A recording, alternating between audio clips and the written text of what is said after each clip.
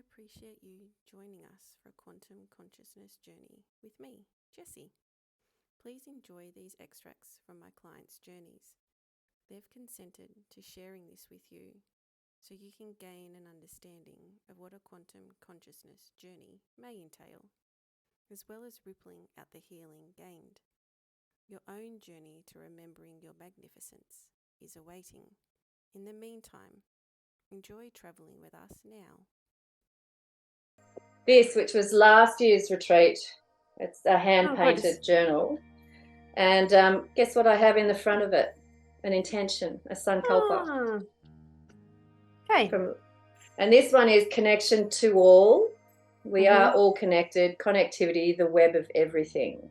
And then I got a bit of a quote, and then I've written a little bit in the journal about myself. So this connection to everything, to be a being of belonging that assists the earth in breathing, loving myself fully awake. So I suppose that's my intention, is really loving myself fully awake. So our session today, is caring. And I, the speed humps I feel like I create in some ways, I'm not sure how, because it's subconscious, for me becoming, loving myself. I'm my favorite person, but I often forget that, if you know what I mean. So loving myself fully awake so I can fully connect. It's shifted into my heart. It's coming from my heart, which I suppose I would have probably made that statement, previously, because I'm a head person, and I don't know, I've been told I've blocked this a lot, the heart. So I want to open up the heart, open up the love. Something just sprang up. Sorry, Jessie. No, go. Something that just sprang up in my mind was safe boundaries. I really need to have strong, safe boundaries. So there's a part of me looking the trauma, looking pain, searching out things to be healed, which another part of me wants to just not disregard, just let go and not have it as a focus.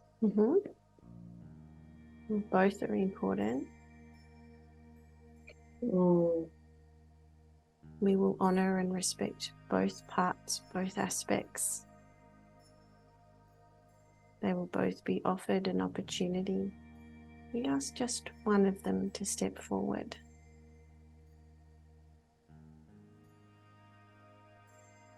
Where we lovingly hold space for the other.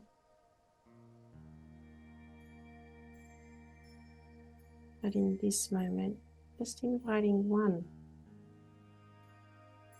to step forward. One of joy and curiosity to step forward. And what do they offer or seek?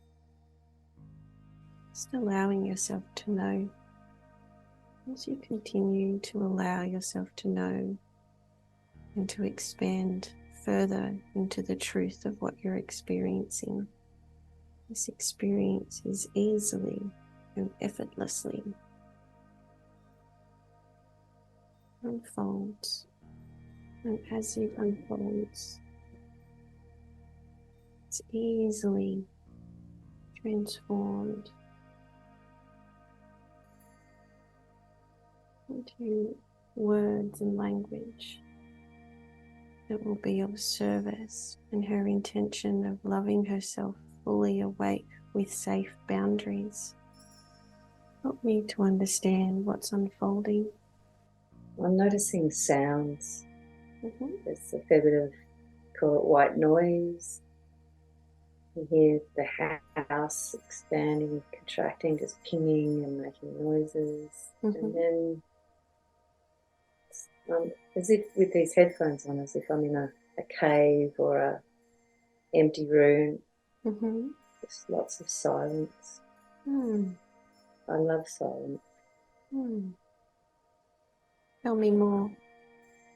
My physical self the one with the headache and the achy hip and stuff. It's just becoming less in the forefront, less the front of the picture, sort of sliding, a little bit of quiet, sitting and waiting, I think. And then it'll drift back and I'll get a little twinge and then it'll become quiet again. Just allowing yourself to slide further into the quiet,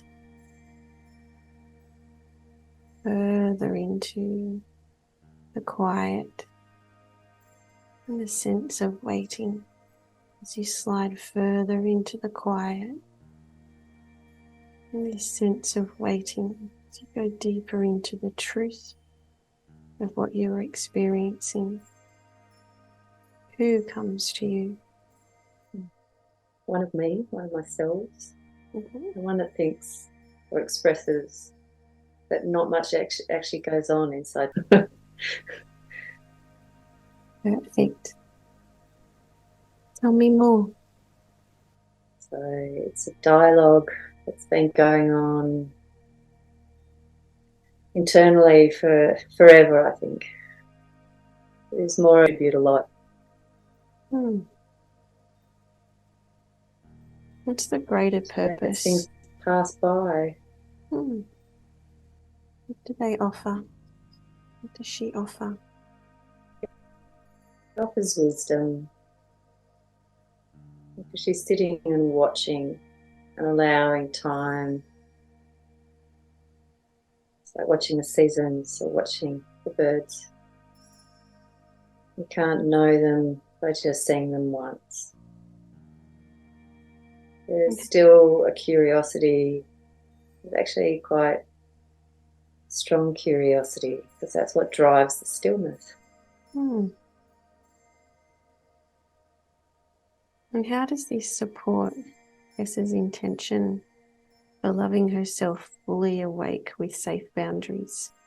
I don't need to be the critic to this. I don't need to keep pushing that away and belittling them.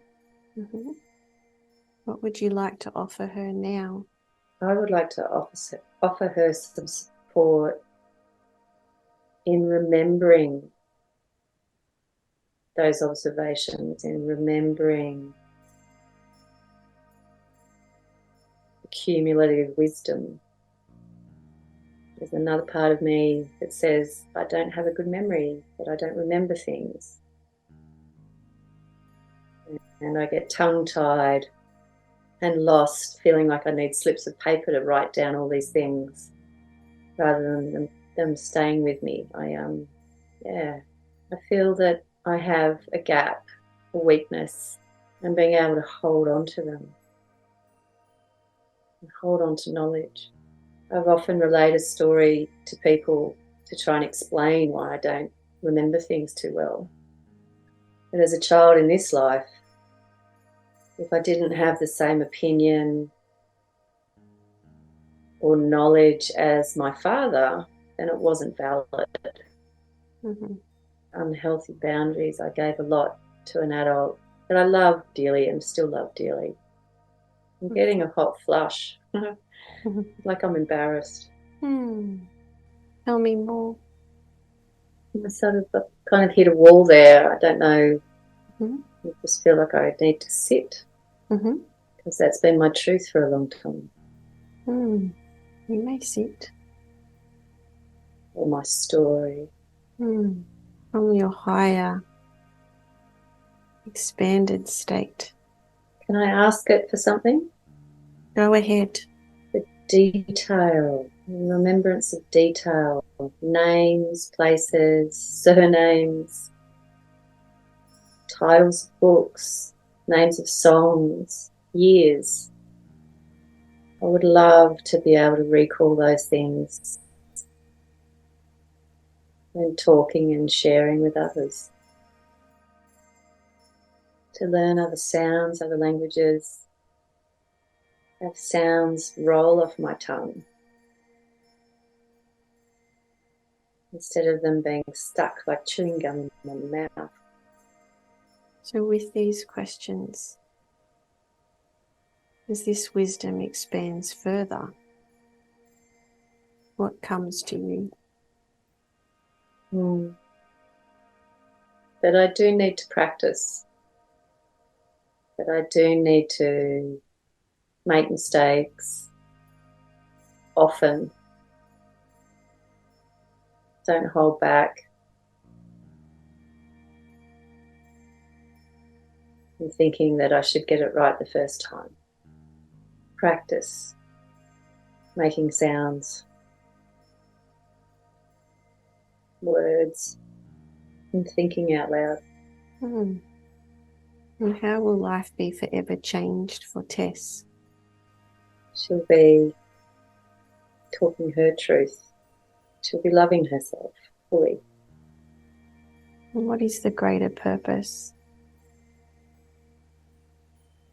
Connection.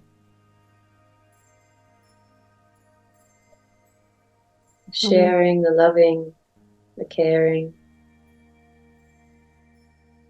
I've got two things. It's quiet and practicing meditation, meditating. I don't know which one comes first, the chicken or the egg. They're intertwined. But they're both together.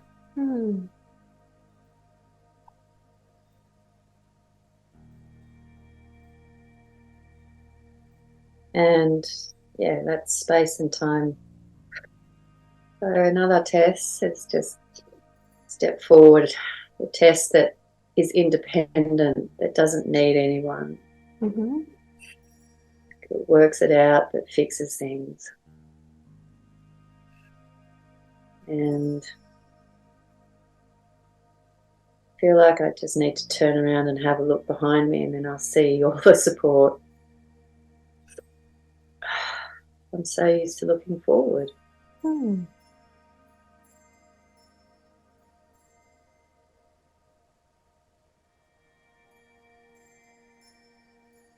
I'm turning, and it's just bright light. It's, light.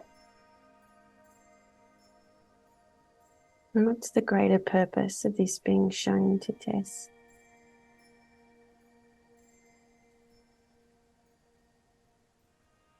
There is support there. I'm not on my own.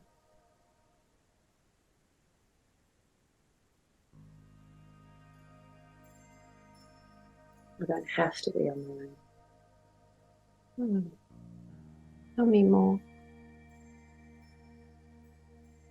I'm wondering where that's come from, that I have to be on my own.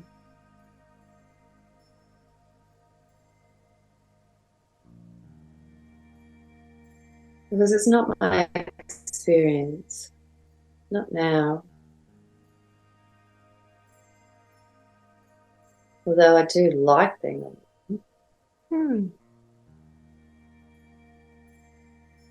There's the other aspect of Tess have wisdom to share around this.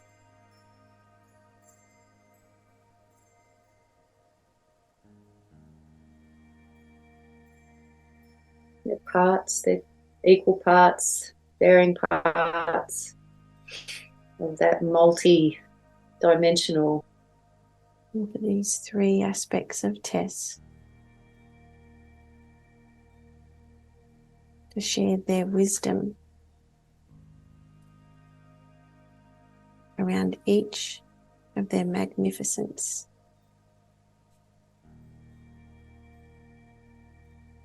So I'm getting a sit with it, slow down. It's a nice idea. Tell me more about it's a nice idea. Pause.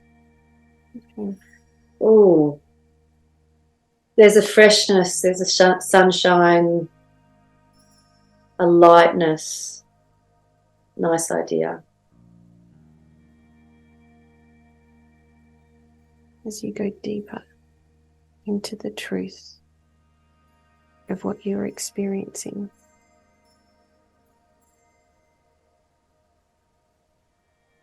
What comes to you?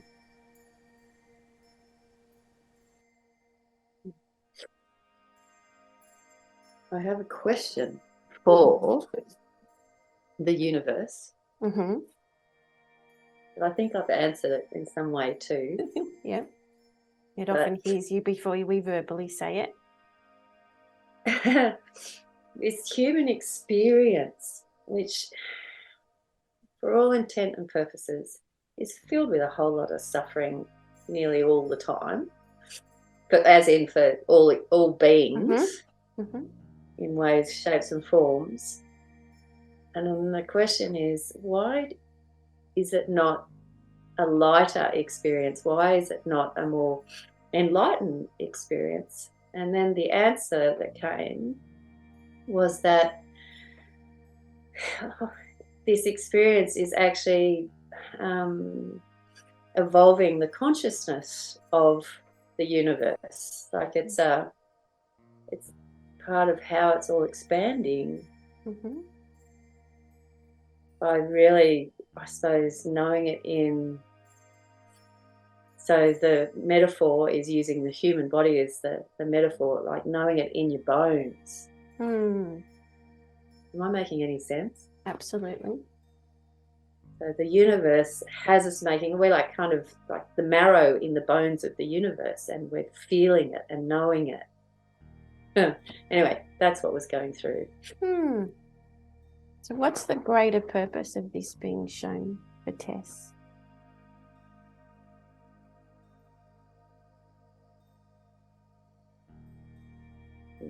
There's a method in the madness. Tell me more. That was an attempt at humour. The cosmos is. Yeah. Yeah.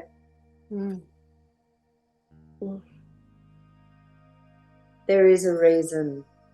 There is a divine. But fuck, it's shitty. It's me talking now. Fuck. No, just.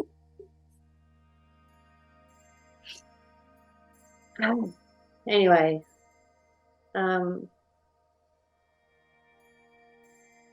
No. I just feel the need to find that time, find that beauty in the silence, and just watch it unfold. Try not to get too stuck and lost in the drama. Because gee whiz, it's been dramatic too. Holy cow.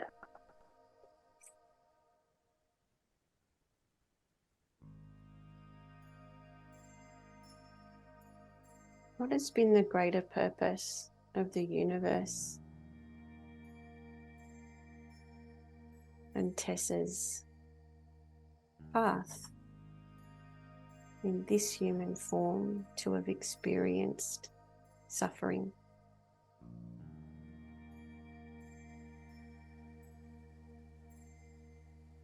The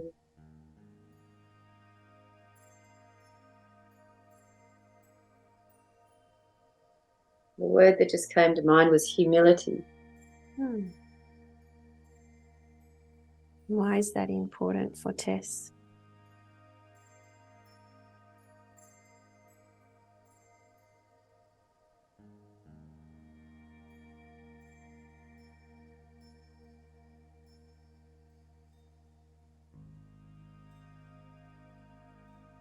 Because I haven't had a lot. I've been pretty sure of myself, and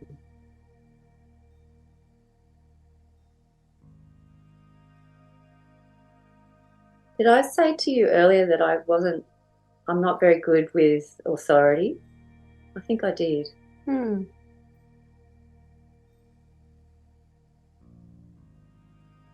Maybe I need humility to understand or have some humbleness in this experience of knowing the universe.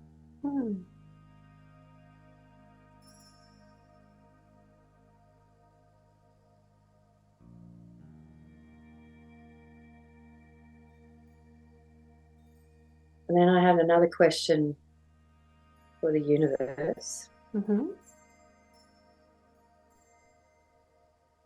Do I need to leave this land, this building, this house to go through the untangle? Should I remove myself? Or can I stay? I don't trust my own intuition on this one. I feel like asking for a sign. What was your intuition saying? All to do with time. Well, not all to do, some of it to do with time. You know, how quickly to go through. If I stay, it'll take longer, but it might be done better. If I go, it might be faster. Also done okay.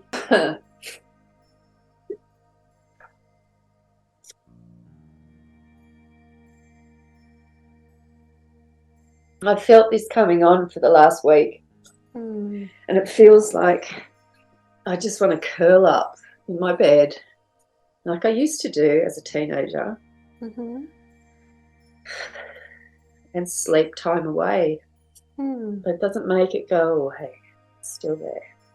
But then there's also so much to enjoy. So,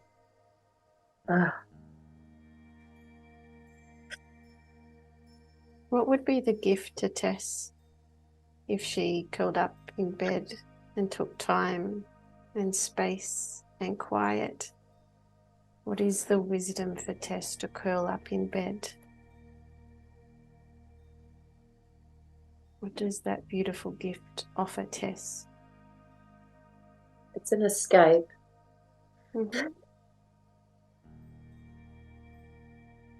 Tess wants her own house, her own place. And then curling up in bed would be a sanctuary instead of an escape. But Tess doesn't have those choices right now. She doesn't have her own. In this moment, I invite in the Tess who does have her own place, that does have her own sanctuary and bed to curl up in. And I invite her to take the hand of the current Tess and to walk her through the door that on one side is labelled escape. But as you walk through this door comes sanctuary. There's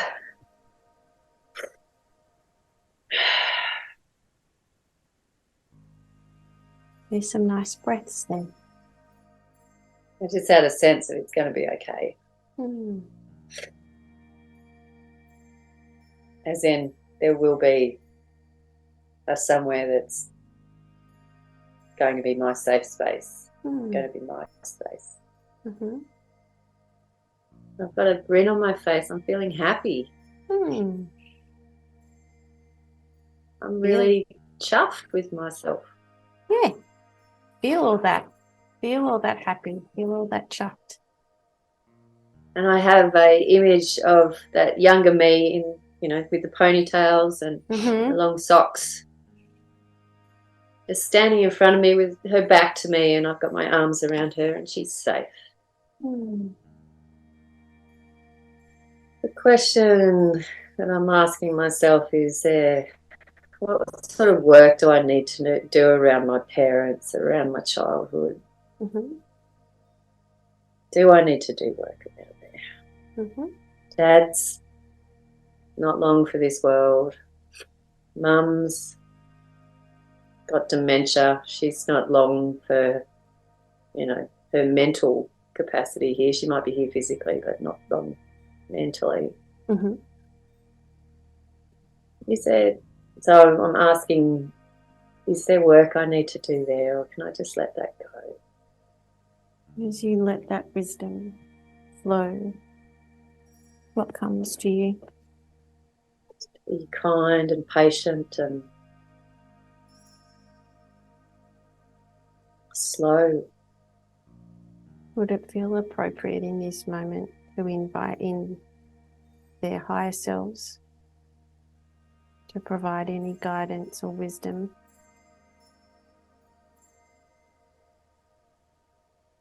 Yeah. Well, I don't know how they'll be in the same space together. We can ask for one. That sounds strange. Well, we just ask for Mum to step forward first then. Okay. Mum's higher self. Mum's true, magnificent self. Just come forward to provide wisdom, knowledge and guidance for Tess. So what's coming up here is I have resentment towards her because I feel she stole my childhood. Mm-hmm. I became her confidant, her best friend, an adult, Mm-hmm. and was not able to be a child.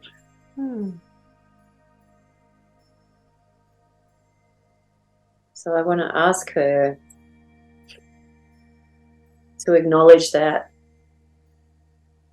and say sorry and kind of pass that childhood back. And then we're done. And is her higher self? See, I don't know if that's enough, actually. Now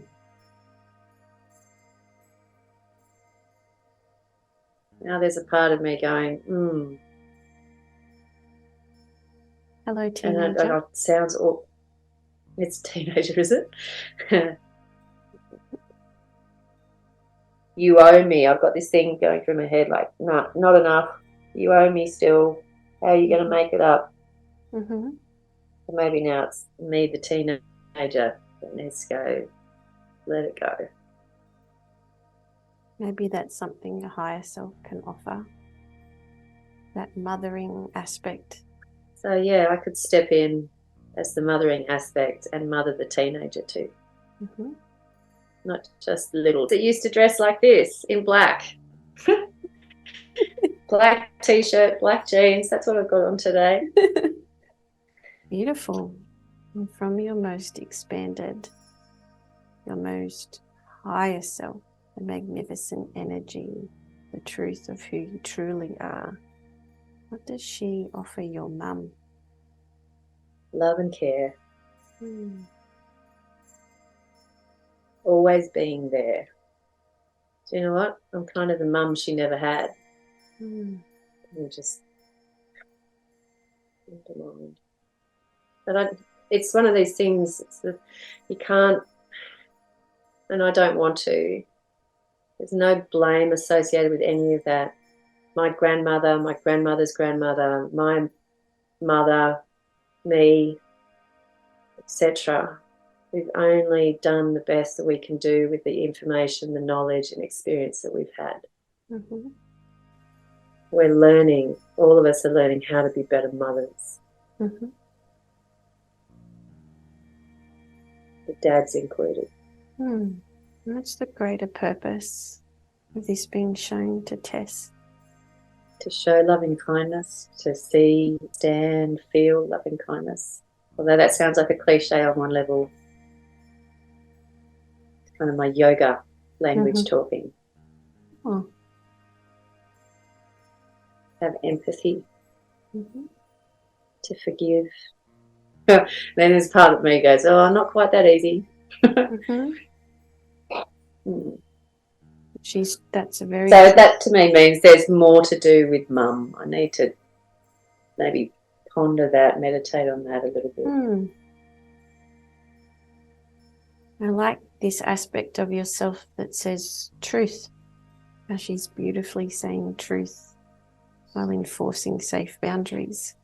This aspect of yourself, you can see both the truth of the forgiveness and the truth of doing the best with what we have and know.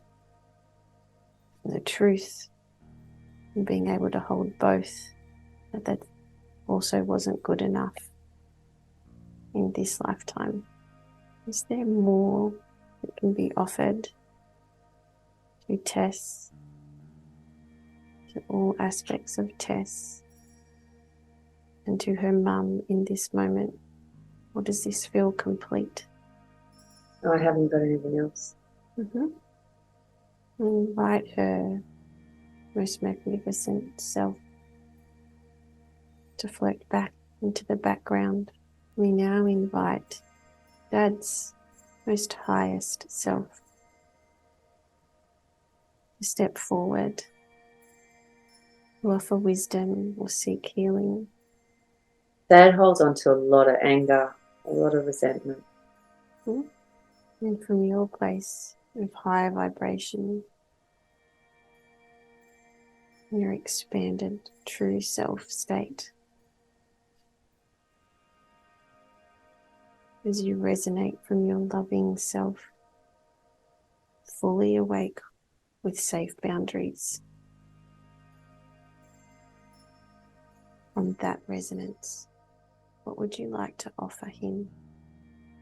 I feel those safe boundaries, Jessie, and I can see him. It's almost like a cartoon, and he's got, a cone-shaped megaphone, the anger and the resentment, but it's just, it's like rain, like raindrops onto my bubble, yeah, and they're just, they're hitting, but they're not penetrating. And I suppose I'd like to offer him the opportunity to express that, but I won't be taking it on board. I won't take that projection. I'll bounce back. Best stay connected to this energy, this imagery and essence for all time. I'm thinking of my heart and centering myself in my heart. And then if I need to, that imagery or that visualization of that lovely bubble, I suppose whatever colour it's going to be on the day, but when I was a kid, they used to have these beautiful, thick balloons that you'd make from scratch, and you'd blow them up. There was something else. Here we go. We've got bubble gum again, chewing gum.